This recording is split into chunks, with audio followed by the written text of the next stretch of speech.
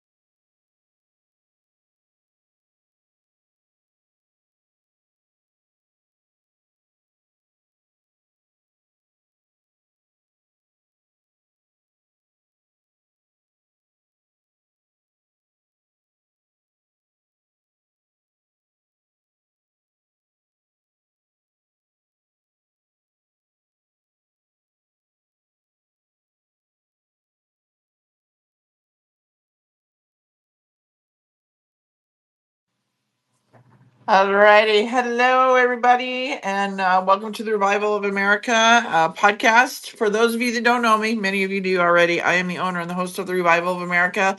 If you guys don't mind reposting this space, we can get some more people in here because I know a lot of people love to hear Alpha and all of his great information. If you guys aren't following Alpha already, please do so.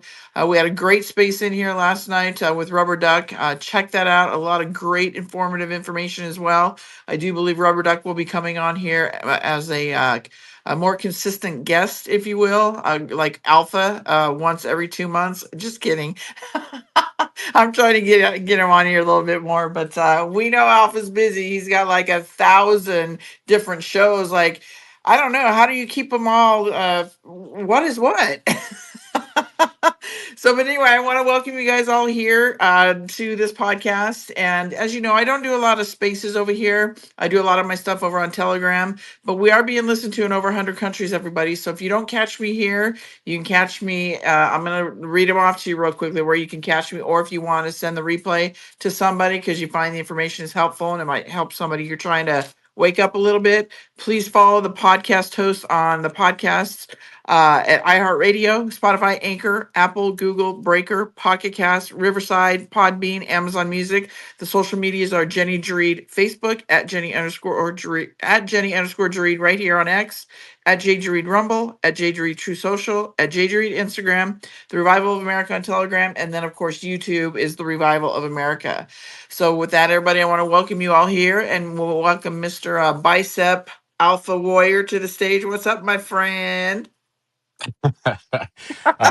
What's up? And thank you for everybody that's joining. And yes, I would definitely love to come on more often. How do how do I balance it? That's a good question. I don't think I got it balanced yet. So I just keep chipping away at the hours that are designed for sleep, and then kind of figure it out from there. Well, you're doing a killer job, my friend. And then, of course, you pop into a lot of these spaces that we frequent in, and we're not so much popping around in all these. I mean, well, I think we kind of do a little bit, but not for any other reason than just to hear kind of the bullshit that's being said out there, right? But we're very consistent in a lot of the spaces that you see with maybe Carmen, Patriot Storm, Silent Majority, those kind of people, because they're really bringing a lot of the great information. Alpha does a lot of his shows. How many shows do you have going on right now? You've got that one with Josh. You got the 20-minute one. Let's see. I have Y Chromes on Mondays at 1 p.m. Eastern. Then I have my show Monday nights, the Just Alpha. Then Tuesday, I got my show, and then I got DEF CON on Badlands with Josh. Wednesday, I got Operation Gladio during the evening. Thursday morning, I have Badlands Daily. That's at 10 a.m. Eastern with CanCon. That's on Badlands. And then Thursday, early evening at 9 p.m. Eastern, I have SITREP, which is the veteran show, followed by Just Alpha 2.0 after that. And then Friday is kind of you could depends where you'll find me on Fridays because I try to do a lot of my interviews and articles and prep for the week starting Friday. But sometimes you catch me on Only Lands on Badlands, kind of like a fun show. Um, then Saturdays you got People, which now that the playoffs are done for the Niners, that'll be back into play. And then Sundays at 2 p.m. Eastern, I have the Middle East in 30 minutes ish.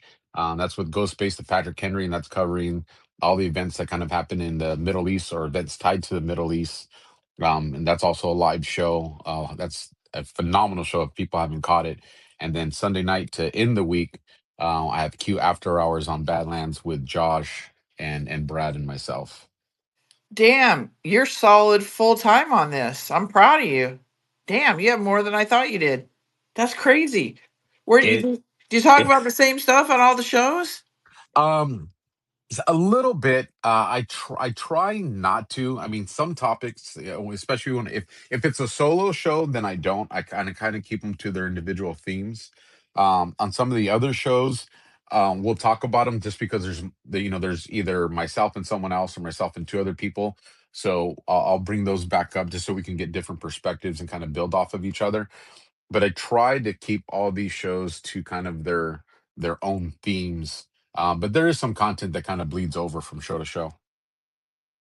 Well, you're doing a great job, Alpha, and I know myself and many of us appreciate you coming onto our shows as well. The information that you're putting out there, it's literally fire. I mean, you guys break it down to, you break it down to a T for those that don't understand, on the war part of it, how it works out, right? So, like the art of war, Sun Tzu and game theory, all that stuff. So well, you are kicking ass, and then many of the guests that you have on or you're over there, you guys are doing a great job, so thank you so much for all your hard work. Holy cow, God bless you. You know what? I appreciate that a lot, Jenny, and especially to the listeners, because without you guys, people like myself and Jenny, we would just be screaming out into the void. But you guys coming and giving us your time, which is a currency we never get back, right? It means a lot, and it means even more, because I do a lot of listening, while I'm doing edits and show prep. I do a lot of listening from the tunnels, or covert listening, whatever you want to call it. And I see a lot of people that will be sharing the content we're talking about. And that's what it's all about. It's about not just hearing stuff, not just, going and reposting stuff so people can get impressions and clickbait, but it's actually understanding the content that we're putting out there, and then going out and spreading it to the community. And that's the most important part. I agree 100%. Without you, the audience, everybody, we would not be. The Revival of America would not be. We would not. I would not be being listened to in over 100 countries without you, the audience, and then Alpha, the same thing. So, thank you from myself and my podcast, as well as Alpha and what you're doing. So, Alpha, I know you haven't had a chance to watch or listen to the speech of Trump in Davos, but I highly recommend it. It was absolutely phenomenal. But what do you want to touch on? What are you seeing out there that is most concerning right now? Because we see a lot of the same people talking about the same shit, the surface shit, right? The Epstein files, Charlie Kirk, Minnesota. They just, it's surface, right? Oh, look over here, and we should be looking over there. But what do you want to touch on to the audience here, and then we can obviously open it up depending on your time frame. What do you want to bring to the audience today? The first thing I want to do is I want to remind everybody of the fake MAGA, the Panicans, the Black Pillars, that from the weeks leading up to Trump's inauguration, into Trump's inauguration, what have these people been touting? And I said it from day one, many of us have, that these are attempts to subvert President Trump's administration. And not because they hate Trump, and I want to remind everybody, they they don't care about Trump. They hate you. They hate us.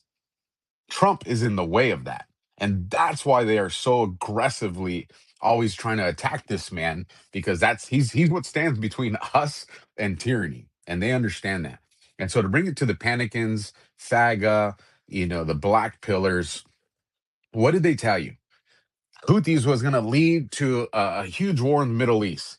It didn't happen. Then they said, what? Iran. Oh, your sons and daughters are going to be boots on the ground in Iran. It didn't happen. Every time that they have tried to say Trump was going to get us into another endless war and that he was backing away from his word, it never happened. And Trump showed, you know, peace through the display of strength, and he did it with strategic military strikes. He is shaping the mindset of not just Americans, but the global mindset, for people to recognize that we're seeing that when a threat exists to our country or to humanity in general, Trump goes, and within a matter of a few days, or recently with Venezuela, in the matter of just a few hours, he ends that threat.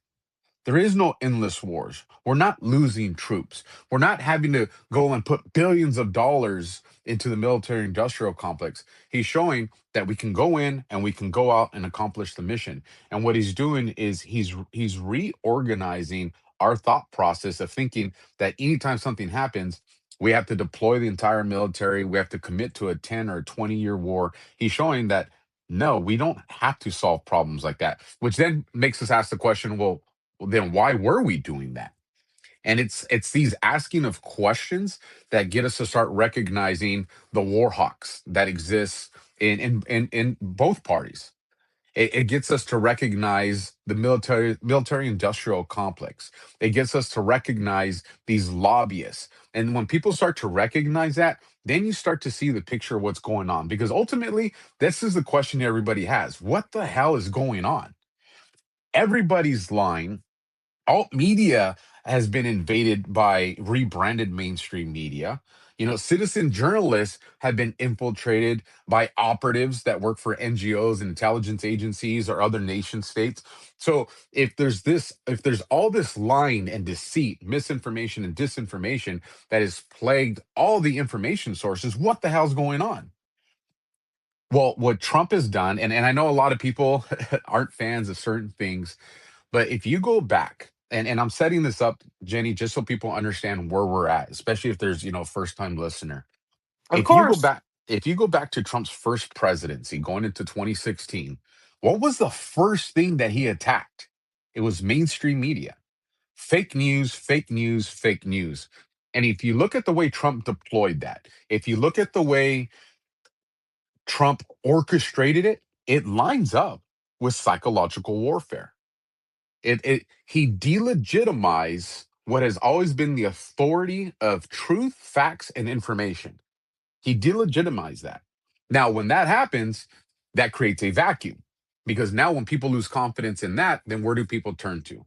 And that's when you saw the deployment of other operations, but the main point being that information became decentralized. And why was that important? Because the intelligence apparatus, psychological operations, when someone comes up, and Trump's a perfect example of this, when someone comes up and they become an authority figure, all these psychological operations have to do is attack that person, use any mistake that person's ever made, and weaponize it against them to discredit them.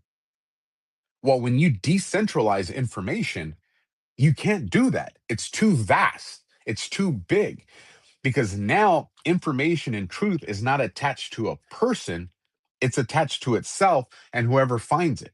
And that was one of the biggest things, and that's why they did it at the front end. And you saw all 4 years of Trump that happened. All right, princess.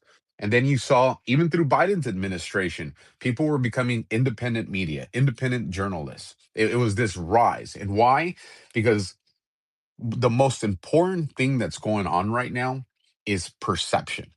And one of the things that I was taught as a very young cop, before I even got to the rank of detective, and at the time, I was about 25, 26 years old.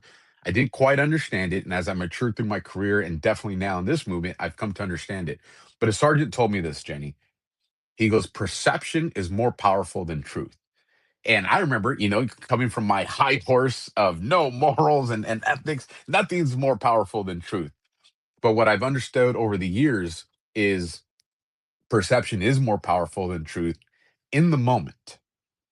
Truth will inevitably always win because you can't bury truth. It's always going to find its way to the surface. But what happens is you get, I'll just say the deep state or the globalists, everybody kind of understands that.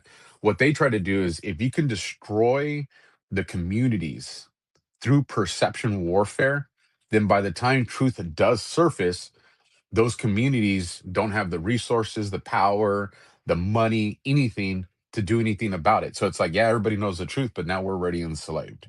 Now we've already fallen to tyranny. And so what Trump did during this, first 4 years of him, 4 years of Biden, and now into completing the first year of his second administration, is he's empowered us, through spaces, through podcasts, through Substacks, through everything. He's empowered us to that where nothing can stop, famous saying, right? Nothing can stop what is coming. But what does that mean? It means that all the apparatuses that they have used to attack us, Trump is the one that has dismantled that through his administration. And one of the reasons I know that we're moving into a war phase, and I don't want people to think war like World War II. I'm talking about a psychological war and information war. Is when you go into war, because even though I'm not talking about a kinetic war, the rules of war still apply. And before we go into wars, what are the things that we do? We try to destroy the funding and sources of our enemy, and we try to destroy the logistics of our enemy, so that once we do go into that war, we have an advantage and we have leverage. And what did Trump do when he came into this presidency? He went after the money laundering, the purse of the deep state. He exposed USAID. He exposed NAD, National Endowment Democracy. He exposed all the NGOs. All of these things started getting exposed. Those started going in there. Now, a lot of people are hung up on, well, nobody's been arrested yet, and I'll get to that. But more important than the arrest is the exposure. You got to remember, Trump can go and he can start arresting Pelosi's and the Hillary Clintons, but these are just the branding of the globalists. There's 100 people in line to replace each one of these people. So the thing that's more important than the arrest is exposing the mechanism. And that's what Trump has been doing this administration. He's exposing the mechanism, because then, yes, we do. Of course, we want justice. Of course, we want accountability. That is important, and that is going to come. But by him exposing the mechanism, then people start to dig. Now, a lot of people that think that they've been subverting the support for President Trump don't even realize that Trump is 5, 6, 7 steps ahead of them every single time. I think And he's and more than that. yeah, well, But real hey, quickly, before real quickly to your point about the accountability is coming, Trump did say it on the world stage today that the arrests are coming and accountability is coming when he talked about the 2020 election. So he said it on the biggest world stage today. So when you go watch it, you'll hear him say that. Well, see, I've when you turn around, you get into the big arrest that everybody wants to see. We can arrest Hang them on, all, Mr. but what? Blue. Hang on, Blue. We'll Okay, come to you, my friend. Hang on a sec. Go ahead, Alpha. Finish. I'm not trying to tell you to finish. Go ahead and continue to do what you say. I'm sorry. Say what you were no, saying, and then Blue will go to you. I apologize. no, I hear you. Could take my mic, Jenny. No, this No, is your show. This is your show. no, I'm joking. I'm just teasing. But here's the thing. Yes, Princess. And so, all right, throw it away, Princess. I'm on daddy duty right now, folks. So bear with me. Oh, I thought you were calling me a princess. I was going to say thank you. All the princesses in here, thank you. Um, but here's the thing with exposing the mechanism is, once you expose the mechanism, then you can't put a new face there, because we already see the apparatus. And that's what's important, because if you look, and like I said, I haven't got to watch the speech that he did in Davos today, but I've been seeing some of the clips, and it's 100% what we would want and expect. So, but to bring it back to that, Trump was, at least 5 steps ahead, right? If not, maybe 17. Okay. If you go back to February or March of 2025, myself, Josh, and a few others were telling everybody, and this was right around the window where people were calling for the resignation of Pam Bondi and Kash Patel, didn't, neither one of them even had 30 days or 35 days into their job titles yet. But you had these people that were already calling for their resignations, and it was surrounding the Epstein case, right? And what did me and Josh and a few others, and the posts are still there. You don't have to take my word for it. You can go find it. What were we saying? What they don't realize is Trump is going to get them begging for the Epstein files. That's what's going to happen. We fast forward a couple months, and what do we get? We get the Democratic Party and everybody else that's an operative screaming for the Epstein files. And then Trump, what does he do? He throws fuel on the fire, and he puts out the truth post that just made all these people lose their minds. Hoax. Now, if you paid attention, and this is why you guys have to go and read the source material for yourself, he didn't say that Epstein was a hoax, and he didn't say that the victims' stories were a hoax. He said that the Democratic Party and the corrupt FBI's investigation was a hoax. And that was important, because when these people were trying to subvert President Trump, they didn't say that. They said that he was calling it a hoax. And then what did that do? That allowed all you guys who have been digging for years to come forward and say, well, the attorney of the victims said that Trump is the only person that answered the call for assistance and provided information. And not only did he provided information that turned out to be actionable for the victims. And so that already kind of made people like, well, what's going on? What's not going on? And so then what did we say? We said, what you're going to find out is that there is an investigation going on. There's going to be a RICO investigation that happens as a result of this. And then you had all these people say, nah, he's not going to do nothing. And then we had the next big move come out. And this was Tulsi Gabbard. And Tulsi Gabbard comes out and she says, we're doing a RICO investigation into the Russia hoax. And so now you had the DNI putting out this. I mean, that is huge. That alone would be news for months in any administration in the years prior. But you had the operatives here on social media and other platforms come out and say, oh, that's a distraction. We have to just focus on Epstein. And it's like, wait, hold on. People are always screaming for arrests. And now that the DNI comes out and says that there's a RICO case, which name one RICO case that's never resulted in arrests in a government situation, you won't find one. So she's talking about a case that's huge that implicates people like Obama, Hillary Clinton, Bolton, Brennan, like all these people that get tied into Crossfire Hurricane, Crossfire Razor, all these people, all of a sudden, they're put on notice through this. And they wanted people to see it as a distraction. And I say all that to say this so we don't just recap everything that we already know. All this is to show that Trump, A, has had a plan before he even went into January 20th of 2025. When you look at the first 48 hours and all the executive orders he signed, if you look at what's one of the first things he tasked Attorney General Pam Bondi with, designating the narcos as foreign terrorists. That was in the first week of his presidency. Why did he do that unless he knew where he was going to be going with bombing the narco boats, hitting Venezuela, and controlling the traffic routes from South America into the Caribbean and into the southeast of the United States? That tells you that this guy, when he came into office, they already had a plan. So what does that tell you? That means they weren't asleep and dormant during Biden's presidency. That means they knew that they would be taking control come 2025, and they had everything planned and mapped out, all the way, including taking over Greenland in whatever capacity that looks like. And I don't have the updated information, like I said, from watching today's speech. I do know that Trump came out and said that they've reached an agreement and America's going to get everything that they wanted. They haven't released the details of that yet, so I'm waiting to see that. But why is this important? I did a show earlier today. I was telling Jenny about it. And one of the things that me and Josh were saying is, one, I don't predict the future and I don't have access to classified information. So how are we so accurate and consistent? And it's because we're actually paying attention to Trump's actions. A lot of people get hung up on Trump's words, and the most important thing you can do is pay attention to what Trump's actions actually are. What executive orders is he signing? What policies is he making? And what things are actually happening? Not what he says is going to happen. What he says is going to happen is for, like I said, people that still follow mainstream media. It's for him to communicate to the deep state that it's not for us. And so when he deemed the narcos as foreign terrorists, that already told me, okay, why would you do that? Because you want to be able to utilize, at the time, the Department of Defense, now the Department of War, to do missions on them, which later on turned into strikes. Now, what that told me is a lot of people don't understand Venezuela. And one of the things that I love is in the, I think the day or 2 days before Maduro was apprehended by our military, is he was in a car doing an interview. And in that interview, he says, well, most of the drugs coming into Venezuela are coming through Colombia.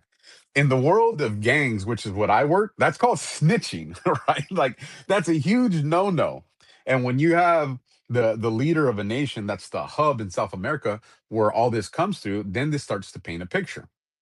Why is Venezuela so important? Beyond just what we're learning about when it comes to elections, Smartmatic, Dominion, etc. And this has to do with what Maduro said. You have the cocaine trafficking and all these narcotics trafficking from like countries like Colombia, like Brazil, that comes through their country. But what else is coming through Venezuela?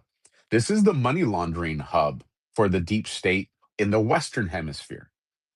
And so when Trump specifically targeted Venezuela, what was he doing? He was attacking the deep state's ability to launder money, to do human trafficking, to do narcotics trafficking, to do the corrupt banking, all this stuff that takes place in Venezuela. Why?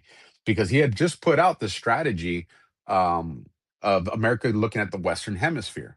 Now, why is this important? And I know some people don't subscribe to the idea of like a deep state or a globalist. I do. And a lot of my assessments and analysis is based off that.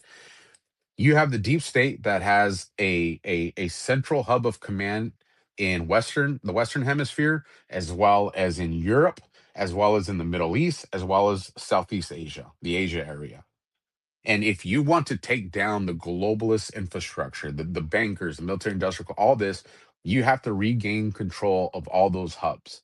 And you're seeing Trump do that. Now, when Trump first started striking the boats, what I had told Josh, and this was out there, I said, you will see him do military strikes against the cartel against Mexico next. And people are like, no, yeah, now you're crazy. That's our back door. Trump would never do it. And about 2 weeks ago, Trump goes on and he says, we're considering land strikes against the cartels in Mexico. Now, why is this important? Because we didn't have we had an immigration crisis, but there was something that was happening within that immigration crisis that a lot of people don't understand, and that was a deployment of specialized military personnel from other countries that are our adversaries, as well as terrorist units. Now, a lot of these people have been publicly arrested and put on display by Cash Patel, and you don't see any of these black pillars saying that. Cash hasn't done anything, really. Go look at how many kids have been found or recovered or located. Go look at how many human traffickers have been arrested. And to this conversation that we're having right now, look at how many known terrorist threats and leaders within those terrorist threats that have been identified by our FBI and our DOJ and that have been apprehended. And when those people get apprehended, there's intelligence that we're going to gain from them. So, why I'm sharing that is because this is the war that I'm talking about. This is this shadow war that a lot of people don't understand is in play. And so when I saw that Trump was going to start securing South America, who do we also know was a big part of the problems in South America? China. And if any of you have done any late night spaces here on X in the last year, I'm going to bring something to your attention that maybe you heard, but you didn't notice it. If people, two topics people just love to talk about, and it gets pushed into the algorithm, right? It's the Jews, it's the Muslim Brotherhood. Both topics that need to be discussed, but they seem to get amplified because they create chaos. But in any of these spaces, if anybody mentioned the CCP or China, all of a sudden, and you might see one pop up in here because I'm going to trigger the algorithm of people that are scraping these texts. All of a sudden, these accounts started to come in, and a lot of these accounts, when you research them, and I created a large file on them, a lot of them had ties to something that's in the education community. Whether it was teachers that were transferred from America, teachers that were transferred from Europe, or teachers that were transferred from South America, but a lot of them were tied to some type of like learning or teaching scope, and they're now in China. And they would come into these spaces and, oh, there's no surveillance state. Oh, there's not communism. And they would try to paint this picture that China is where we all want to be, that people are living great. And so why is that important? If we rewind the clock back about 2 years ago, and shout out to Boone Cutler, rest in peace, Boone. One of the things that he had told me back then is he goes, hey, start researching the ports in South America that are tied to China. Educate yourself on that and start preparing your community to recognize these places, the shell companies that are tied to them. And in the process of doing that and a lot of information that he was able to provide me at the time, we started learning about the Darien Gap as well. We started learning about Panama. We started learning about the CCP influence in the areas surrounding Panama. And now, why is that important? Again, and I know I'm bouncing around, but hopefully I'm painting the picture and I'm keeping you guys on task with where I'm going with this. Remember, Trump addresses the immigration crisis day one. He deems the narco cartels as foreign terrorists. And then what did he do? He took back control of Panama. All of these things led us to understand this is what you do in war. This is what we did in Iraq. This is what we did in Afghanistan. You take control of the choke points and the logistic points. So once you deploy your kinetic strike, you have all the leverage and the power, and your foe doesn't. And so he did this. Now, once he did that, we knew that, and this was going to remove the CCP's ability to influence the South America the way it's been doing, right? To get fentanyl over here. And at the same time, you still have the optics that's happening, in Normiville. all of a sudden we see China said, yes, we've come to an agreement. We're not going to be sending the precursors anymore over there. Why is that important? That's important because all the normies that still rely on news see that, oh, we didn't even know China had anything to do with fentanyl or drugs or anything that was coming in South America. Now, this brings us to the conversation of Canada and Greenland. Venezuela in the military is what we call a FOB, a forward observation base. When you remove the globalists' ability to have a standing and control of that, well, now they got to put it somewhere else. So then we get Carney, right? And this dude has full blown, they're not even hiding it anymore. Come out and say, this is the path to a new world order. China is what's going to be our ally. This is what we're going to do. Like they're not even like you don't even have to be a conspiracy theorist. Like these are the words that they're using. Now, why is Carney doing this? Because China wants to now put its forward observation base on our back door, our neighbors to the north in Canada. Now, a lot of you, especially you guys that have been digging, and because I've seen your guys' your information, your content you put out there, we have seen and people have reported and put videos out of Chinese military flights coming into areas like Vancouver and BC and all this. Now, there's not military personnel we see coming out of these flights. It's just Chinese people, but one could argue, are they personnel? And how long have they been doing it? And how many Chinese people exist in Canada? I don't know the number to that. I just know that it's enough that it's got people's attention. And so when Trump announced that he was going for Greenland, and people right out of the gate wanted him to talk military, and he was like, "No, this is a resource thing. It's important for America." If he would have just came out with military talks from the beginning, they would have said, "See, this is Trump. He's being a tyrant. He's being the globalist. This like he's doing in South America. Look at all this stuff." But he didn't. He just said, "Hey, this is something that's important to America. This is something that we can arrange a deal with the people that live there." Then Mark Carney comes out and says, we're going to make this relationship with China. Then Trump comes out, and I think it was yesterday or the day before, and he says, Greenland is of national security to America. And then he makes another statement of Greenland is important for the protection of humanity. And I would tell you, Jenny, you want to bring on Josh for that conversation. It will blow your mind when he explains to you guys about the 500-year leap in technology and stuff that's going on that supplements what I'm talking about right here. Yeah, tell him to reach back out to me. I'm trying to get him on my show. I will. I'll give him a call after this. Thanks, hon. But what is now Trump? Now when Trump starts talking about military and he makes that comment, shortly after Carney of, well, they don't want to do that. If this goes military, they're all going to lose. It ain't going to be good for them. Well, now he doesn't look like a tyrant. Now he looks like, well, hey, America, look at Canada wants to be friends with freaking communist China, and they want to put that on our doorstep. Now he doesn't look like a tyrant. Again, this shows that he's always moved ahead of everybody else. And so that'll bring me to this point, and then Jenny, I'll open it up to anything you guys want to ask me with that. For one of the things, and I see someone in here that's gonna roll their eyes when they hear this. For my Q community folks that are present and subscribe to that idea, what is one of the main things that they've always attacked the community over? You're a trust the plan, bro, right? And when people have tried to attack me with that, the first thing I tell them is, well, what's the plan? And they can't answer that. So then I get to go on the offensive, and I get to say, well, how can you say that I'm a moron or an idiot for trusting the plan and you don't even know what it is? You don't know if it's something good or if it's something bad because you don't even know what it is. And it shuts down their argument. Now, the flip side of that is there's a lot of people in the community that grifters have weaponized the boards, uh, assets, and operatives have infiltrated the boards. The globalists themselves have infiltrated the boards because they understand that there's an audience there that's seeking information, and you got to muddy it up. You gotta mislead people so this way they don't find the truth. And so a lot of people that believe in the boards or at least subscribe to the idea of the information there, because again, I listen in the tunnels a lot.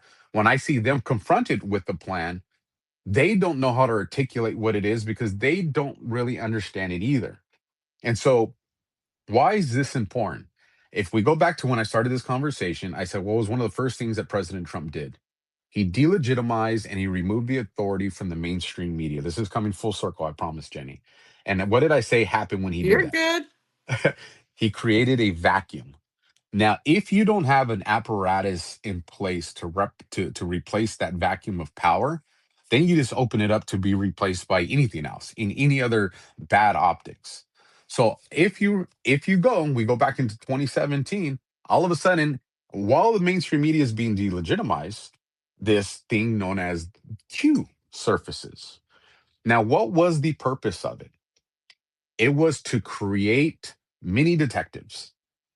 It was to make people realize that this authority structure that has existed when it comes to information has been deceiving you, has been doing propaganda against you.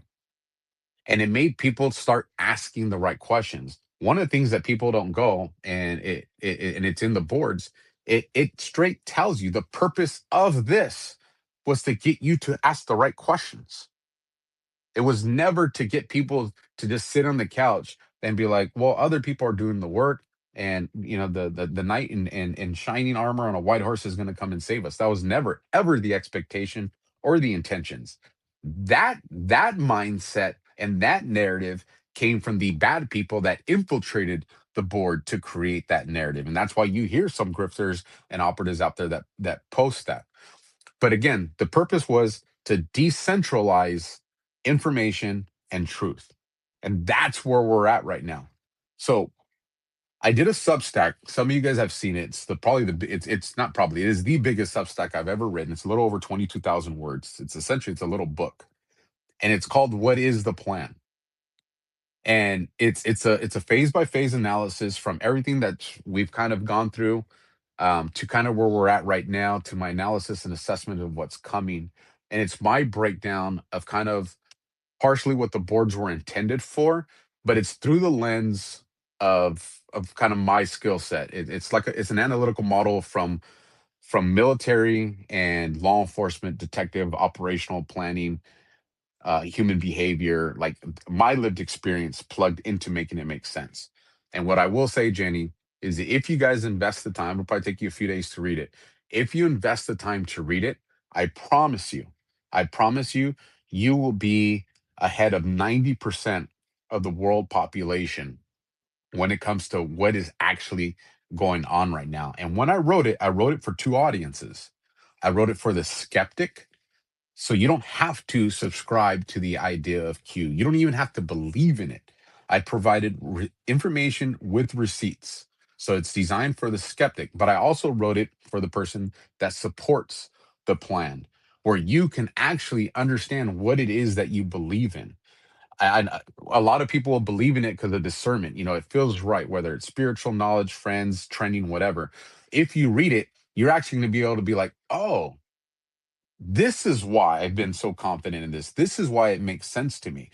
What's one question people ask? Why was this allowed to happen? Why was that allowed to happen? When you read this, because I specifically addressed that, you will understand why things had to happen. And it has a lot to do with human behavior. It has a lot to do with the psychology of what needs to happen in order for there to be a COB, or what we call a change of behavior.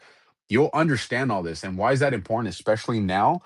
Because things are going to be harder to decipher as truthful and disinformation or misinformation in what's going to be coming up.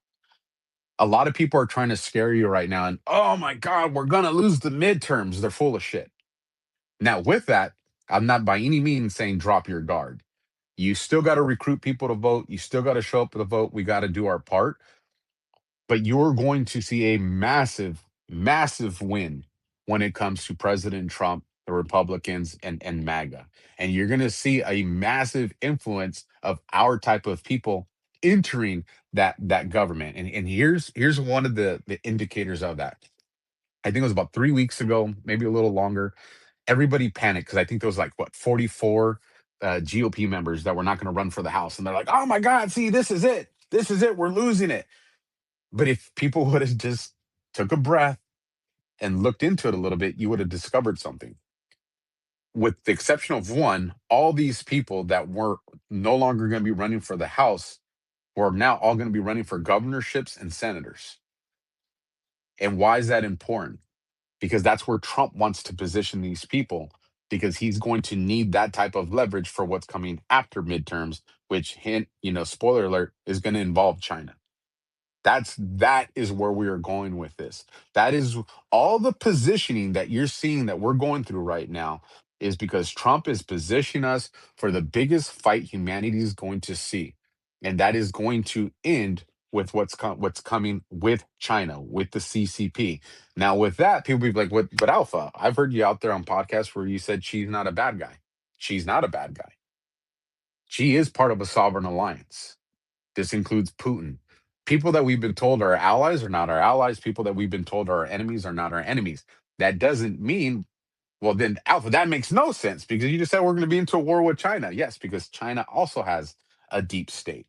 And you have Xi that's trying It's to fight called the that deep CCP, everybody. It's called the CCP. 100%. And that's why a lot of these moves that are being made, why Trump is balancing, the tariff war, and here's, sidetrack, but it's important. When you're in these spaces and people hit you with, oh, Trump's doing tariffs and tariffs don't work, ask them this one question and just watch the look on their face and then laugh at them. If tariffs don't work, then why has everybody been doing it to America for so long? And then just sit back, laugh, and enjoy the show of them trying to figure the wordplay in that. So, but anyways, that's kind of where I'm at. I will go and watch the Davos speech to see that. And then for those that don't know, right before we went on, I did see the updates from about an hour ago, a little over an hour ago, that the House Intelligence Committee passed the resolution to pursue the arrest of Hillary and them. So now it'll go from that committee. It should go into the House, and I think the House will pass it because we saw what happened to Bannon, we saw what happened to Navarro. So there's already precedent set there, which I think is why those things were allowed to happen the way they did is because of precedents. So That's you know, huge. That's huge. it That's is huge. huge. Because It's today Trump did say that the arresting and accountability are coming. So, Alpha, it talks about, Trump, people are out there talking about Trump's bases is dwindling. That's bullshit. It's growing more and more. That's what they want you to believe, right? And like Alpha is saying, and I do believe this, Trump is positioning something huge for the midterms. He's going to, I believe, come in at the last minute, sweep through that, and something's going to come up with the 2020 election being fraud. And what does fraud do? Vitiates everything. Everything's null and void. So I have a feeling there's going to be something huge well there. to And to then, to, to that point, Jenny. Just to add to it, and my apologies for interrupting. oh, The you're thing good. is everybody's like, we want all this to come now. Well, we're still, again, remember, we're still dealing with the political world where optics matter. When this conversations of fraud start to surface, and it's already started, but it's really going to start to snowball.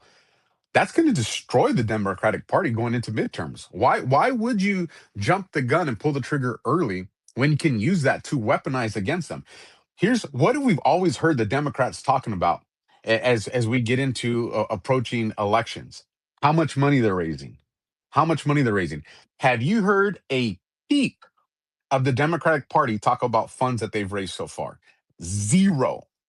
You can hear a needle drop in the DNC when it comes to funding. Now, why is that important? What did Trump do? He attacked the purse when he exposed USAID, when he exposed NAD, when he exposed these NGOs. He removed the money laundering apparatus that the DNC's been using.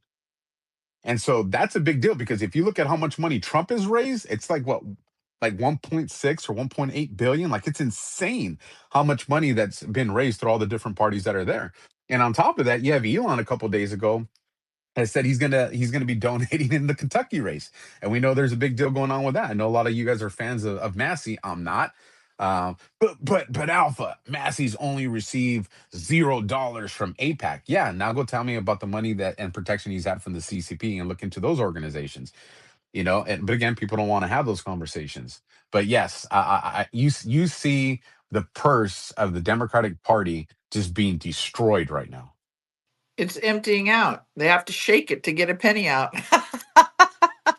Well, see, and that's why, Jenny, I wanted to add to that Well, because hang on just a second, Blue. Hang on. I'm coming to you right now. I want to add this in there here real quickly and get Alpha's thoughts on it. So, a lot of times what I tell my audience is once you understand that we are in an operation, then you will understand why it had to be this way and why things are going the way they are going. We are in an operation, everybody. For those of you that tell you differently, they got their head not stuck in sand, it's deep stuck in shit.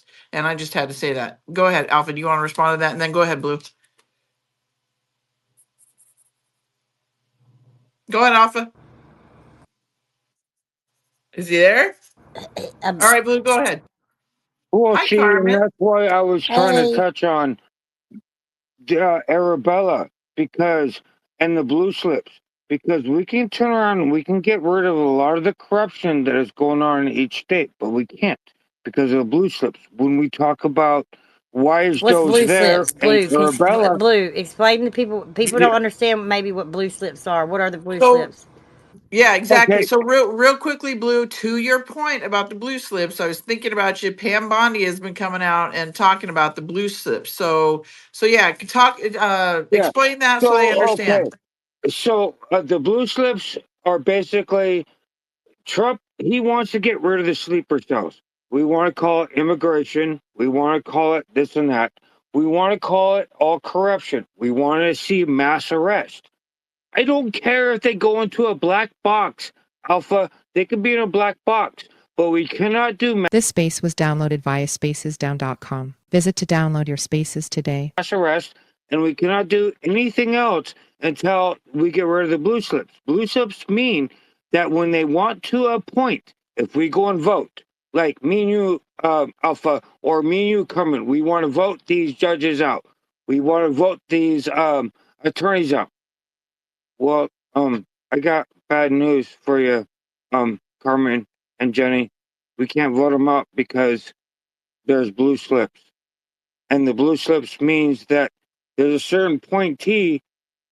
You can only, I'm not going to spoil it. I'm going to do a little fun with the room. You guys do the research on the blue slips because, No, no, no. So hold on, Blue. Blue slips are a long-standing tradition in the U.S. Senate, primarily used in the confirmation process for federal judicial nominees and sometimes U.S. attorneys. The Senate Judiciary Committee sends a blue-colored form, blue slip, to the two senators from the nominee's home state after a presidential nomination. These senators can return it with a positive response indicating approval, return it with a negative response indicating objection, and then withhold it entirely. Traditionally, a negative or withheld blue slip could prevent or significantly delay a nominee from receiving a committee hearing or advancing to the full Senate for confirmation. That this practice, dating back to at least 1917, serves as informed courtesy to encourage the White House to consult with home state senators, giving them influence over nominees who will serve in their state. So this is the blue slip is not a formal Senate rule, so its enforcement varies by Judiciary Committee chairman and political context. Some chairmen have required positive blue slips from both senators for a hearing, while others have proceeded with nominations despite negative or withheld slips, especially for circuit courts. And then in recent years, including 2025, the tradition has been controversial. So this is where the tradition's controversial. So that's what a blue slip is. And when we're bringing it up, when we got to not say go do your research. Let's bring them the definition so they understand when you're speaking about it. They have an understanding of what you're speaking about. Exactly. And I think I'm sorry for hold that. on hold on a second, Blue, real quick. And I think and correct me, Marlon, if I'm wrong. I think we just saw that occur in Jersey and or Virginia, one of the two, and that's what Pam Bondi is addressing. So they have used that to be weaponized against us. So go ahead, Blue, finish what you were gonna say, and then I want to go back to Yeah, Alpha. He has his daughter, so I okay. wanted to have him respond. Thank you for that. No, and I'm sorry for saying do your research, and I'm sorry for saying, this and that, and I should have brought that up, but Carmen was at 100%. And the other thing that I'm going to finish, I'm going to use the 5-second rule to finish up so we can go to the next hand. I also, I did not know that Chuck Schumer, he put out, or he or she, I don't know the difference, but Chuck Schumer put out an ordeal saying that when they go back to come back to the midterms and they got everything in place, that they're going to cut back things on Doge. And I'm sitting there looking at Chuck Schumer, and I'm like, really? You're going to cut back things on Doge? Well, and if you guys get the midterms, the thing of it is that Trump, when they and Elon, when they did this whole entire thing, they fought Arabella. They did everything to get rid of Arabella. This is what paying the NGOs. This is what paying the protesters. This is what's paying all this fraud in every state. Doge came about to fight Arabella. But And the first thing Chuck Schumer said was, oh, well, if we get everything back in the midterms, we're going to fight Doge. So you're going to fight everything that the Arabella? I don't think so. They're Okay, not going Blue. to get the.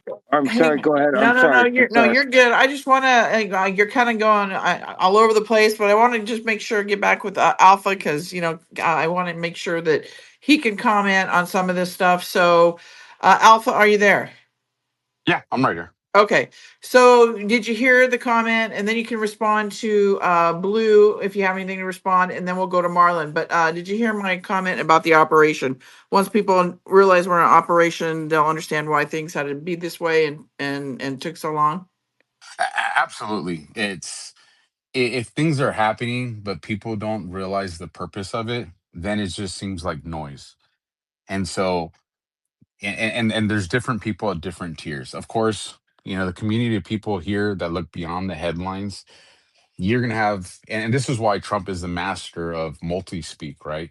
When he makes a move, it's addressing people at different knowledge bases. But yeah, I completely agree with people have to understand the operation that's at play. Yeah, understand that we're in an operation, then you'll understand why it is having to be the way that it is. Okay, Marlon, real quickly, I want to go to you because, and then Alpha, you can respond to these blue slips that Blue is talking about if you want. But Marlon, was I correct in saying that? I know you had your hand up too, so say whatever you got to say. But did that just recently happen in Jersey? So that was in New Jersey Okay. and Virginia. It was in Both Virginia. governors were replaced. Well, both. But also, Mikey Shirley, the socialist, was voted in. And the worst story of it is it's 54-27 with my state legislature now. So now, us here in New Jersey, whether or not they're going to fix the election laws, we may not see it for a while until that's kind of worked out. And Jenny, you had said something about, hey man, maybe Trump, he is the ultimate troll, right? Maybe he does have something up his sleeve, but here's the problem. The problem is the Iowa caucus is February 23rd. That's the very first primary. We need to fix this before then because all the implication through these primary system here is going to have implications in every one of our states. Now, my particular primary is in June, first full week in June. So, I'm expecting something a little quicker here. We did hear Pam Bondi say in her Senate confirmation hearing that, hey, she cannot talk about an ongoing investigation in 2020. I mean, how much evidence do you think is coming across her plate right now? How many of these cases, and we saw what happened with Diddy, how many of these cases are they getting more evidence? And now they've built the structure for the money. They just need them to stick their hand in the cookie jar, and it kind of seals the deal. That's what I'm expecting. So I'm hoping that something with the election system is going to be changed for February 23rd. Thank you, Marlon. All right, Alpha, did you want to respond? We're going to see a lot.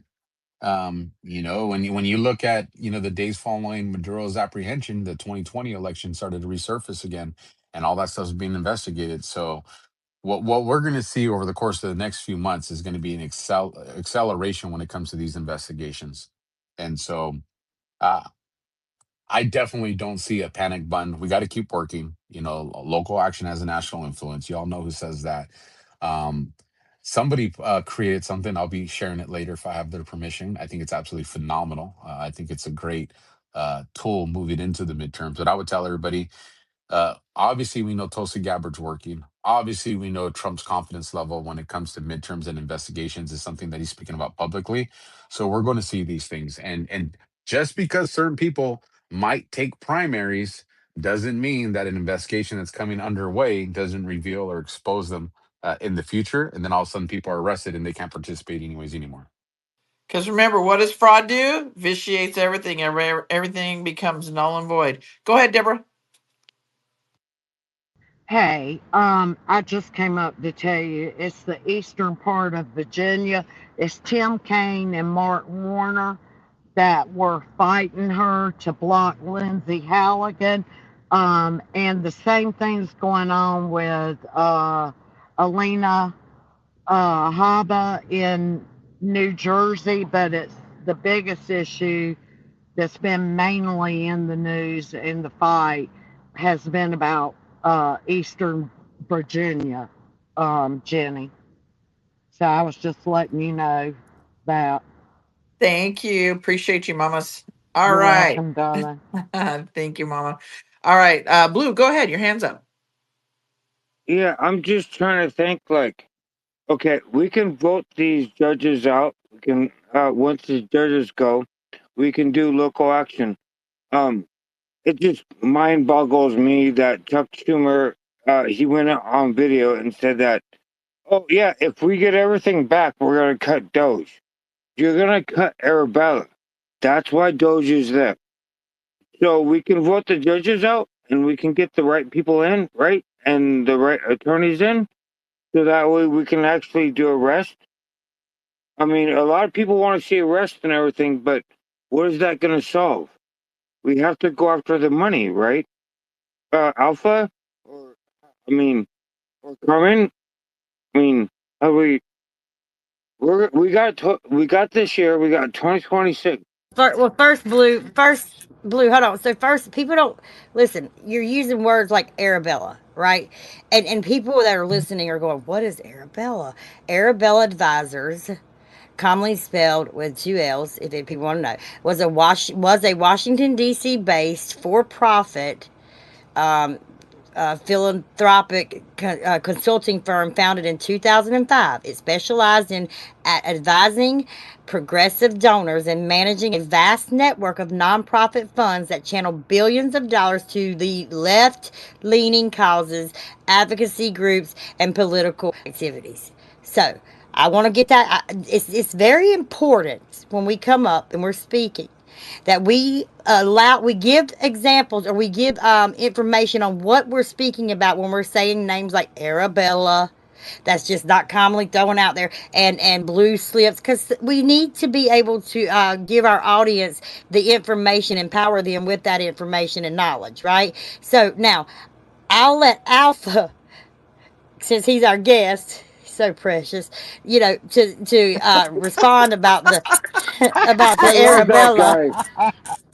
Okay, I'm calling with him. okay, blue, the Arabella and blue slips. I'm not really sure where this is at, kind of with what they were speaking of, but I'll give him a little precious shot. Try that out. Go ahead, Alpha. Yeah, Arabella is a conversation. Like if you're dealing with people that have already been digging and at this for quite some time, they'll understand what Arabella means. But you got to know the audience. That would be my advice for Blue is you got to understand who your audience is and who you're speaking to. Because if you come out with Arabella, you can lose people and what your intentions of exposing are. And it's and that's why I do the conversation of explaining these money laundering networks. And yes, Arabella's tied into that. Trump said that during one of the public meetings he had, I think like a week or two ago. But if you're going to talk about Arabella, you want to create people's curiosity. If you say things like blue slips or blue tickets, it's not going to catch people's attention because they don't know what they are. So I would say if you want to talk about Arabella, tell people like, hey, you know the Bill Gates Foundation cut their ties with Arabella, and then people will be like, well, why'd that happen? And then they go to start digging, right? And then that puts them down a path to kind of figure out what it is that you're saying. And then when they come back to you, that's when you get to kind of expand on that conversation. And I'll tell you one thing is Bill Gates ain't a good dude. So why would he cut ties there? Probably because Bill Gates is snitching. That's probably what's going on. And he's probably snitching because his wife snitched before he did, and that goes all the way back to the divorce. So there's a long train of things that have happened to bring us to these points of exposure. But the main thing is just making sure that people understand, this is what Jenny said, that there's an operation in play. And people don't have to know at the beginning of that what every specific variable is, because it's too overwhelming. It's overwhelming for any one of us to try to keep track of that all the time, because it's constantly changing. And then, of all of a sudden, Trump makes a move. Like, what are the things that people like to weaponize? When the conversations of Peter Thiel or Palantir, you hear that on this app all the time. Oh my God, this is how they're going to run tyranny with us. We just need to shut these things down. Oh, really? Let's shut down these things that have multi-billions of dollars of investments into them. So again, we can fall behind in the tech industry, so we can become enslaved by countries that are not going to slow down like China? Or would it make more sense for Trump to take control of the people that are in charge of those apparatuses and then use them for the benefit of what we actually need? That's what tactically makes more sense. But they'll never entertain that concept, because they strictly want you to operate in a place of fear. Why? Because fear is what leads to despair. And if anybody's read my article, and you know where I'm going with this, why is despair so important to the enemy? Because morale is a weapon.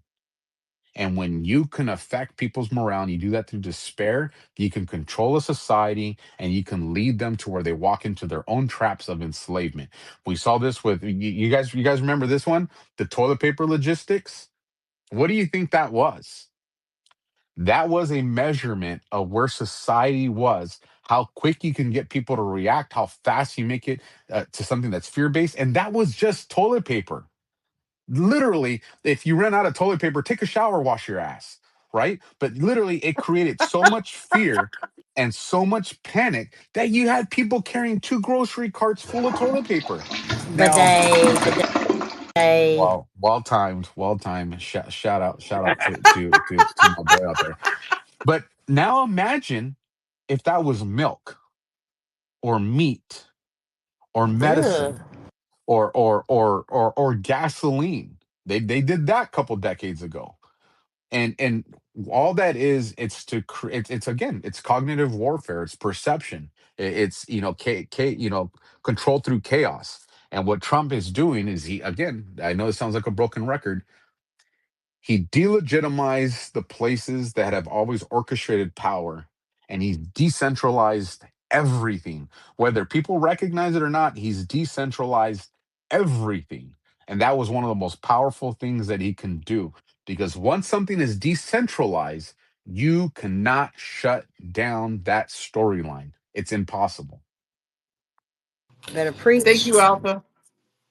Go ahead, Carmen. I just want to make this really clear, and just I have to, because I want to make sure I give out all the information. Arabella is now renamed, called Sunflower Services. So if someone in here is going to dig, as like Alpha brought it to how to do that, then that has been changed over now to Sunflower Services. And so I just wanted to put that out there. Thank you, Alpha, for that extraordinary explanation. Yes, thank you, Alpha. All right, Miss Jersey, go ahead. Your mic is unmuted. And then Deborah, I, you can go after I Jersey, really and then Marlon. I really feel like Carmen almost choked while she was saying that. I feel like she really struggled Actually, I threw right up in there. my mouth, but it's okay. We're gonna You're get there. Do I killing need me. to bring the You're popcorn or killing hot me. pockets? I mean, I got everything up in the triage. Do I need to No, no, no, barbecue no, no. some Blue, blue, hot blue, pockets and blue, blue, blue. No, sir. Hang on, Mute your Blue. mic. Mute your mic. Thank you. Go ahead, Jersey. Blue, it's my turn. Hi guys. Hi Jenny. Hi Carmen. Hi Hi, Alpha. Jersey. I don't really have a question. I mean, you're like boom, boom, boom, boom. I need to write it down in bullet points. But I love everything that you're saying. And I will say I'm a Q person. I am an Anon, and I'm very proud to be that. And what I have come to find over this time is that, and this is incredible because I have a grandson who's 14 years old. So I really am not as old as I sound, but they are hitting all of us. Just like we're all at a bowling alley, okay? And Alpha, you're all the way down on the right, and I'll be down all the way on the left, and Jenny can be in the middle, whatever. we're all like got hit with like a force that made us do things to research and whatnot to get to the same point. And that is just remarkable. I can't wait to read about this operation, because I mean, he's telling me stuff. His dad's telling me, don't talk to him about it. I'm like, oh, it's way too late. It's way too late, and they know, and it's good because now he's in school and he can pick out the teachers who don't know what a woman or a man is. And, it's just, it really is. It hits you on every personal level. But I will also say this. I mean, I grew up in DC, as I think I've told you before. I worked in television news in DC. That was my whole career until they ended it. And then, it just, I didn't know a lot of this stuff. I really didn't. But that was like 20 years ago, But,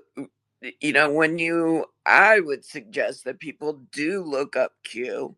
And I think you would say the same thing because it's like reading a book. Read the first 500 drops, and then you're going to understand what's going on and research. Like, oh my God, I didn't know those government buildings weren't owned by the government.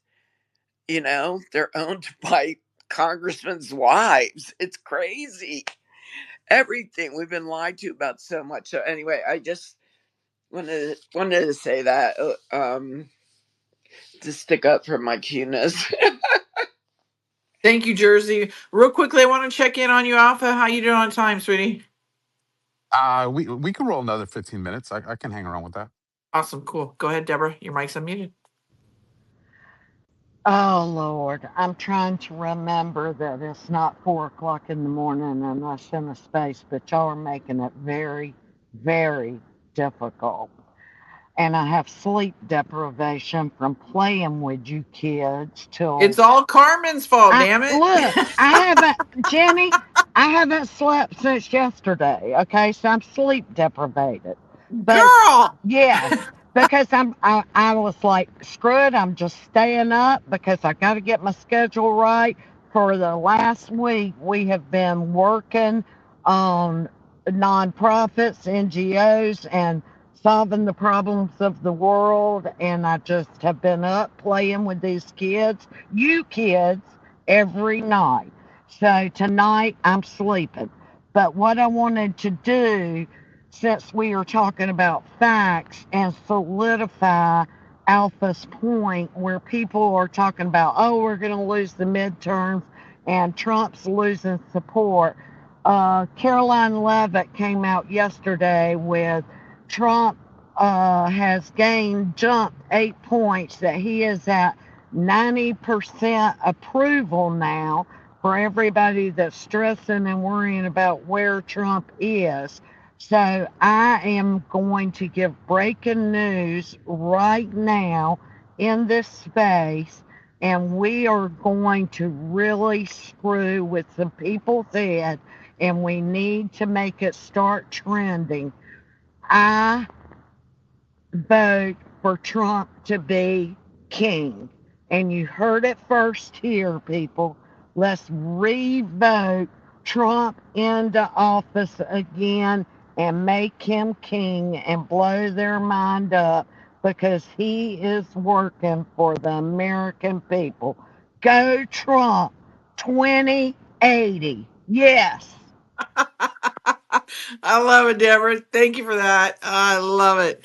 All right, we got a new speaker up here. I'm going to go with Sleepy Selfie and then Jersey. I know you said you had another question. Go ahead, Sleepy Selfie. You have your hand up. Go ahead, Sleepy. Are you sleepy? Your mic's unmuted. Go ahead, Sleepy. All right, Jersey, go ahead. Just real quickly, Alpha, I just wanted to say thank you. You are like one of you and Jenny, like the hardest, and Carmen definitely are like the hardest working people right now. And I really appreciate what you guys bring to the plate. Alpha, we always look out for you to know what the latest is and whatnot. So I really appreciate that. I mean, I really appreciate these spaces when people come up and they know what they're talking about. So anyway, give Jenny a follow. She's everywhere. Telegram here or there. So thank you, I thank love you, you. Jersey. I love you, girly. Thank you, Jersey. Thank you, Jersey. I love you. I love you, mamas. Appreciate that very much. All right, Mr. Blue, what you got now? Go Well, I for it. was just giving Jersey a bear hug because I love Jersey. She's awesome. I mean, everybody in here is awesome. We're all family. We all have one mission. I mean, a lot of people will probably come up in Black Pillar or probably disrupt the room, but that's okay. We'll give them a bear hug. I mean, 2026 is very important. We talked about Venezuela, but what about, hey, Alpha, those other countries that try to flex on Trump, like Cuba and the other ones, they try to flex. That's where the Listen, secret is. listen, Blue, real quickly. Venezuela was just a taste of what we could see in Colombia, Mexico, Cuba. Well, That they was try just a to flex. taste. Well, no, I don't understand why they try to flex at Trump. They're trying to say they have bigger boobs and bigger arms than Alpha. I Yeah, mean, you no. can't flex All at right. Trump like So, that. Blue, I got to go on to these hands because Alpha's got his little one there. So, real quickly, go to Miss Sapphire. Hi, Miss Sapphire. How are you? Very good. Good day, good afternoon, or good evening to whoever is either watching the Davos disaster of the deep state finally coming to somewhat of an end. Um, I'm telling you, I have had the most fun since President Trump. All these black pillars were saying, oh my God, his trip is canceled. The plane, he's not going. That's just going to be a big loss. I was laughing. I was laughing so hard. I haven't even been able to sleep just thinking about his safety and praying over him and praying over the people that are traveling with him. And you know, it's interesting is like I've never felt a reason to pray so much than yesterday when I did in Carmen Space and Silent Space. That to me was a call from God, from my heart, to be able to have everybody that was listening below or as a listener or as a speaker to listen to the fact that prayers were answered. Prayers were answered. God answers prayers in his time, not yours, in his time. And I got to tell you something. This stuff that's going on with the peace board, it's bigger than all of us believe. There are things going on behind the scenes, guys, that you can't imagine.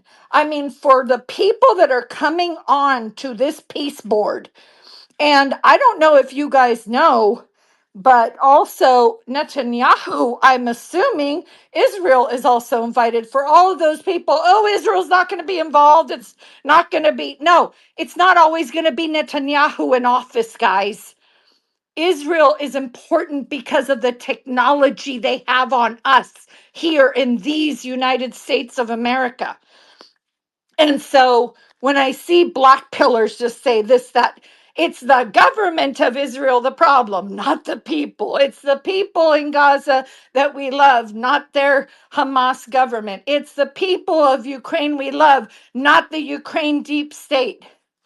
And very interesting that not Netanyahu, Zelensky will be there with Trump tomorrow. Very interesting. Our time probably tomorrow, today, his time. So we're going to see that the Board of Peace is not just about Gaza. It's about all frickin' world wars. The people are asking for peace.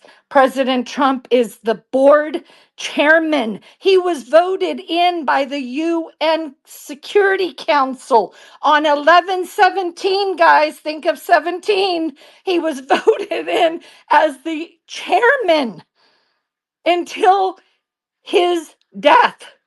Basically, and all the rest of his life, he will be the chairman of the peace board. So whether JD, whether any other president of the United States, he is still going to be the chairman. You know how significant that is? It is so significant that it just makes me smile and almost have tears in my eyes that he will. When you see those numbers of 44 of all this, the Trump legacy is going to be the peace board. Okay?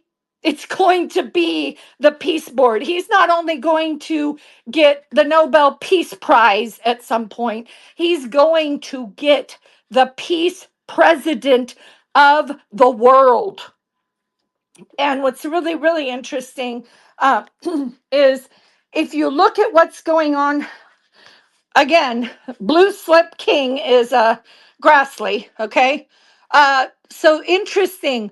I sent a few of you, or if not all of you, Grassley, this time around when he was elected in the primaries, he won by quite a number, that the same number almost is in voter applications. How do we know he's the true senator of these United States of America's Iowa?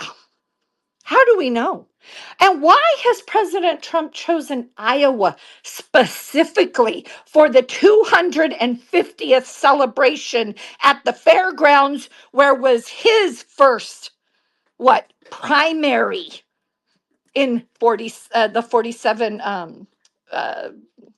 2024? Okay, this is so significant. Grassley is either going to have to get on board, and all of these people are going to have to get on board, or I have a feeling their red folder moment's going to come, and you're going to see a resignation from these people. Just watch. I love you all. Thank you. I have absolute energy because of what's going on. I love it. Thank you. I love your passion, Sapphire, and you bring a lot of fire and heat to our conversation. So, everybody, if you're not following Miss Sapphire, please do. She is a wealth of information. Thank you, mamas. All right, let's see. Sleepy Selfie, I'm going to call on you one more time. Go ahead. Thank you. It's funny, when I was up last time, I got completely booted. So I must have something to say here. Oh, weird. Well, It is, welcome. right? Jenny, Thanks for check having me your up, you guys. DM, please. Thank you, Deborah. So I came up to, what a wonderful room, great people, great patriots. Really appreciate the ability to speak to you, Alpha, and we follow each other. But we in our group have kind of determined to try to save this constitutional republic, which is an amazing place that was created, with God's grace. We've kind of determined that we're all federalized. Okay, everybody, this nation has been federalized, which is money. So it's always going to come down to the monetary system. But the thing is that we really need to see the hometown rule broken. And I hope you understand that, Alpha, that that's one of the big problems with restoring the constitutional republic. Because if we, the people, can't get control of our local governments through redressing our grievances, because they just laugh at us right now. And the reason being is because it's federalized, it's a hometown rule, it's a process and a system, and it's this form of communism in a sense, right? Social communism that they're operating in our local governments.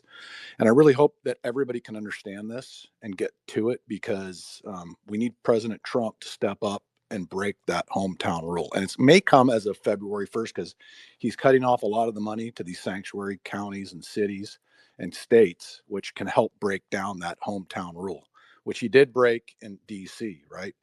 But if we get that, then we know we're going to get some momentum as we, the people, for the constitutional republic. Okay. And we got to restore the republic so that we can be free again. Because right now, government is absolutely a tyrannical being.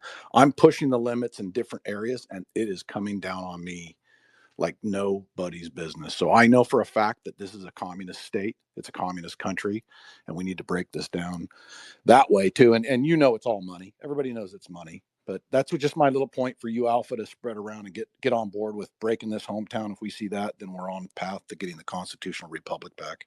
Thanks, you guys. Thank you, Sleepy. Alpha, do you want to respond to that? And Alpha, I just sent you a text message. Check that out. Have you heard anything about that? I'll take a look at it right now in just a second. Um, no, I absolutely advocate for local, with the understanding though that local's irrelevant if we haven't secured the elections, and I think that's one of the things that Trump is definitely addressing, and you have to do that optically at the federal level because that's how you get people's attention, and then once that trickles down and the entire elections are secured, I think what you'll see is local action is going to represent a national influence because it's no longer going to be a selection process. It'll be a legitimate election process. Like a lot of people right now, well, we need to just start the Constitution over. We need to start the Declaration of Independence. It's failed. It's failed. It's failed. And the thing is we don't know if it's failed because it's never been allowed to actually operate. You have policies and mandates that have been treated like they're constitutional and it's not. And so I think what you're going to see is once the election process is secured, where it's actually honest and transparent, we're going to see the actual people that people voted for go into office. And then we get to see what different regions of the country want to look like. What is the priority for these communities at the city level, the county level, and the state level? And then we get to get an actual picture of what does this country look like. There may be parts of this country that actually do want certain things opposed to other ones, and then we get to figure it out. But yeah, 100% agree with local, but securing the elections is has always been for me priority number one. And that is a Thank, great point. It's been 130 years since we've seen it operate properly. So that's a really good point, Alpha. thank you, Sleepy Selfie. Alpha, real quickly, how are you on time? I've got a couple other hands I saw here, and then I wanted to see if you could look at your Deborah. I sent that to Alpha because I haven't heard anything about it, but there's something going on right now. Deborah just sent me that they're doing evacuations supposedly in a hotel over there in Davos that's making people cough and get really sick. So I don't know. Check it out. Again, 72 hours, guys. This is breaking news right now. I don't know what it's about, but prayers, everybody. Prayers. All right, Aaron, did you have a question? You hand your hand up, and then I see you can go after that. Thanks, Jenny. Been a long time listener, kind of off in the background, listening to Alpha as well. I'm kind of new to the Q thing, so um, so far, well, since the summer. And Alpha, I got your back here. These ladies, they like to go and hit on the sergeant biceps. So, I got your back, man. Just enjoy it. But anyway, I just wanted to bring up, when I was thinking about these elections, I've been thinking about how, if we already know these federal elections have been screwed, we know that the presidential election in 2020 was stolen. And I'm just wondering what kind of trickle down they're going to be able to get to show how, more local sized elections were rigged. And also, what is it? I've heard somewhere it's like these machines are used in 34 different countries or a number of other countries, and how much Maduro knows about, these other elections. Say Canada, is Carney really absolutely the prime minister? Was he actually elected? Does he have any authority or justification for inviting China into our backyard?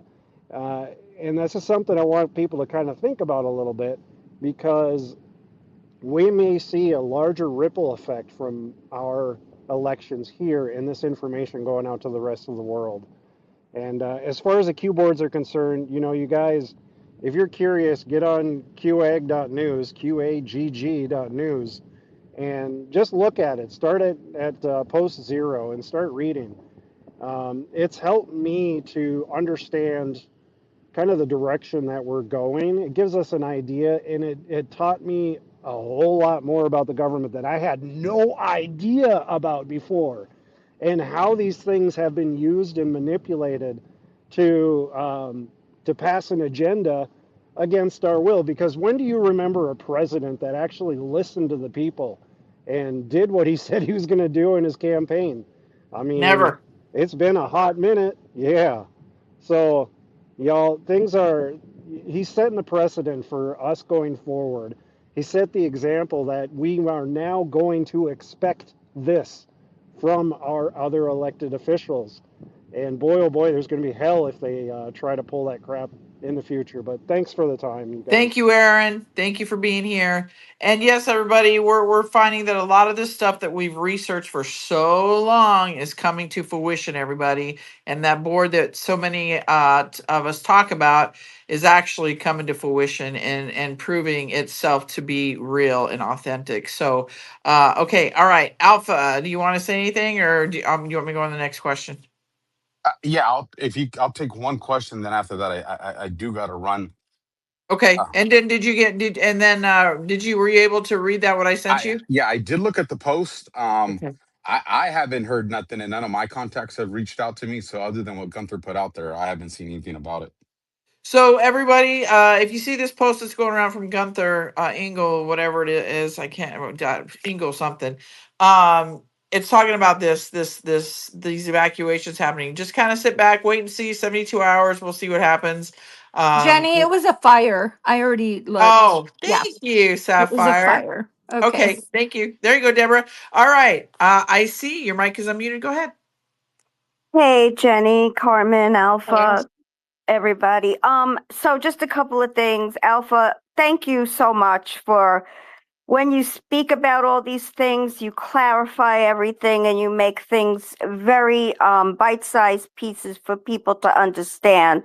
Because if I was coming in as a new person, I would be like, what in the heck? Okay, so I want to thank you for that. Also, real quick, very interesting that in this space, Marlon was talking about this election that is, I think he said February 23rd. So on February 9th, the Oversight Committee is going to depose Ghislaine Maxwell. So I find that very, very interesting. Also, Mickey Sherrill, which is New Jersey governor, refused to swear in on a Bible. And she's CIA, and so is the Virginia governor. And then there's a Muslim, and she even swore in on a Quran. And her lieutenant governor, I believe, also is a Muslim. I'm not to mention the AG wants to harm children and the whole family. Anyway, but that's not what I wanted to say. So yeah, so those are just a couple of things.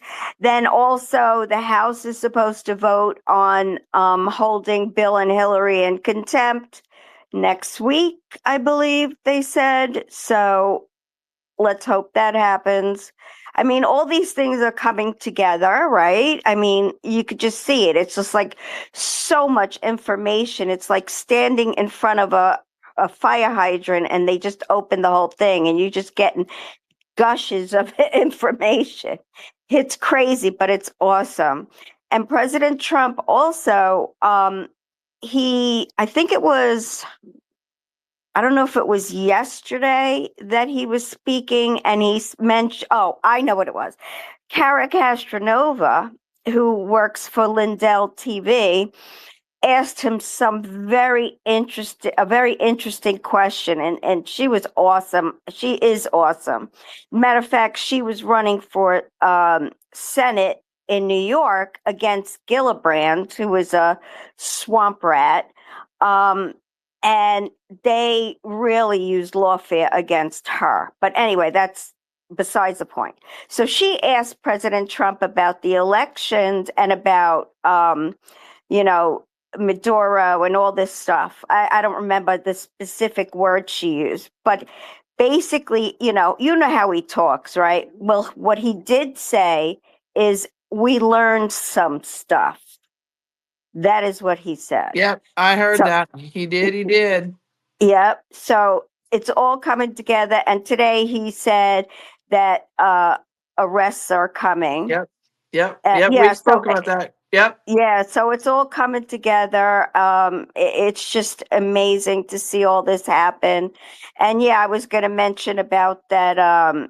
Real quickly, because evacuation. Alpha's got to go. I see. I don't mean to I'm cut you off, I'm but good. yeah. I'm good. That's it. Okay. That's all I wanted to say. All Okay, right. Thank thank you, sweetie. you. Appreciate you coming up and giving us your wealth of information. Thank you so much. Miss Carmen, I know you had your hand up. You have any final thoughts for the room here? Well, I just wanted to. Alpha is absolutely a wealth of knowledge, and he does give good direction. The way he breaks things down is it's easy. It's easy to understand, right? It is for me, and so I appreciate he puts a lot of time in this. He has he has two little ones, and he still has the time to put in to get out to the American people. The thing about Alpha is he's a truly a Marine, right?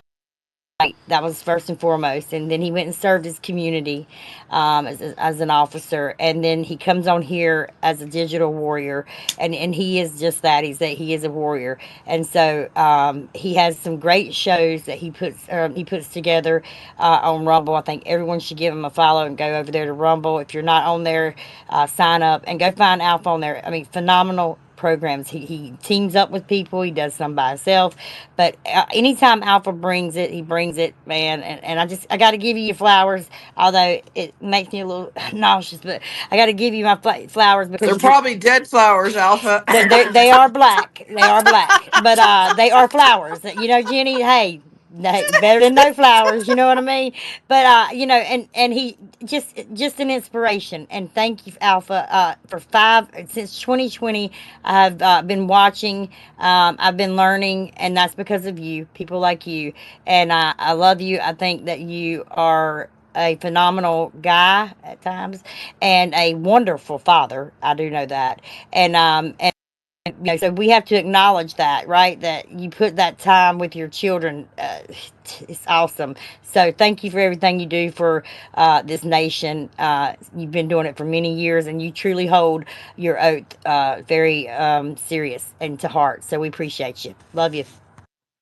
Thank you, Carmen. I All right, don't know Alpha, whether to take your her. turn. I Hey. don't, Jenny, I just need to say, I don't know whether to take Carmen seriously or not, but I want to say, Carmen, there have been many, many prayers prayed over Alpha Warrior and Absolutely. hedges of protection around him because it's not been easy and the enemy has tried to destroy him. But he is, when he is fell off the path accidentally or knocked off of it, that prayer has set him back straight. And for Amen. that, I thank God and will continue to cover him in those prayers. We all need to cover each other because it's a rough world right now. Well, Amen. Thank you for that. All right, Alpha, go ahead, Mr. Alpha. Your turn. Yeah, well, thank you guys for that stuff. Carmen probably researched what flowers I'm allergic to, so I anticipate that that's probably the spec that she's trying to send to me. But no, thank you for that, Carmen, and thank you for recognizing me as a dad. When people ask me, and I was actually asked this on a podcast once, what do you think's your greatest accomplishment? And a lot of people would have probably said detective, or the military, or making it to a tactical team in law enforcement, and all those things absolutely benchmarks in my life. But my greatest accomplishment is being a father. So thank you. Kids. Yeah, so thanks for recognizing that, Carmen, because that is, I put this out on a post and I put it on a podcast. you know Full transparency, the reason I fight so hard is because of the love that I have for my kids, and then ultimately all of our kids, nieces, nephews, grandbabies. That's my motivation. That's my why. For those that don't know, and now so thank you for recognizing that. As a matter of fact, as I go to feed these little ones, they have Moana on, and I got to go play Maui, so that will be fun. I want to close out. My part, Jenny, with reading something, and I would advise everybody some more homework, right? Go and read the National Security Strategy of the United States of America that Trump put out last month, or actually November now, so two months ago. So you understand where it is that our president and the government that's working with them want to go. It's not very long. It's right around 30 pages or so. Go read that. And then, like I said, also please, alphawarrior.substack.com. Read the last article that's on there. It is free. But this is what I want to read. And this comes from the National Security Strategy. And it's just two short little paragraphs. And you'll find this in the section, what should the United States want? And in bullet point number 1, what do we want overall? First and foremost, we want the continued survival and safety of the United States as an independent sovereign republic whose government secures the God given natural rights of citizens and prioritizes their well being and interests. We want to protect this country, its people, its territory, its economy, and its way of life from military attack and hostile foreign influence, whether espionage, predatory trade practices, drug and human trafficking, destructive propaganda and influence operations, cultural subversion, or any other threat to our nation. The president is telling you folks, if you want to know what's he trying to do, he's printed it out for you. It's not a secret. Again, it's the National Security Strategy of the United States of America. You can find it on the whitehouse.gov website. I don't know if somebody wants to drop the link down in the purple pill if they have it, but information is power. The White House has painted you guys the surface level map of what they want to do, how they plan to accomplish it. That's the surface level map. And then you can go read my Substack, which is going to provide you the map and playbook of what's happening in this shadow war that's been unfolding for a couple of years now. So it's like I tell my audience, everybody, we're given little nuggets. This whole movement has made us all become self-thinkers, researchers, and people to be able to bring it to you, right? The information is out there. You just have to want it bad enough to go find it. Go ahead, Carmen, and I want to say hi to Dr. James. So, Okay, I'm sorry. I'm sorry. I just want to say one thing. I want to say hello to Lindsay really quick that's down here listening. Lindsay, hello. Please go to Lindsay's page and read her most recent post. It's phenomenal with what she's going through. Lindsay has went through a lot with this Vax Injured, and she is an inspiration to all of us. And prayers are always with you, my friend. You are very, very near and dear to my heart. You hang in there. Beautiful post. It was a beautiful post. Thank you, Carmen. And I haven't seen it, but I will go check it out. And Alpha Warrior, my final thoughts to you, my friend. Thank you so much for everything you do. God bless you and your family. I know you are a hard worker. We appreciate you. And I'm going to get your ass back on here more often. And because you're a light and you're a voice to be reckoned with in this movement. And just another voice, a calm to that storm. I stress so much to my audience all the time, stay out of the noise, stay out of the black pilling, stay out of all of that, right? Because I think it's so imperative right now because a lot of people are scared. They're still not finding their way. And, Trump really, it's like Alpha said it, and I say it all the time to my audience, follow Donald Trump because he is telling you without directly telling you, whether it be crumbs, whether it be his movements, whatever it may be, he is telling you. So with that, everybody, we'll see you around in some spaces. Thank you, Carmen. Thank you, everybody, for being in here and participating. I love you all. God bless you. Thank you, Alpha Warrior. Go kiss that bicep, and we'll talk soon, everybody. God bless. I just want to say that it's in the pill. The national security strategy is in the pill for anybody Thank who's interested. you. You're Appreciate welcome. you. God bless you. God bless, everybody. Have a great day. Have a great weekend. Thanks, Carmen. Thanks, Alpha.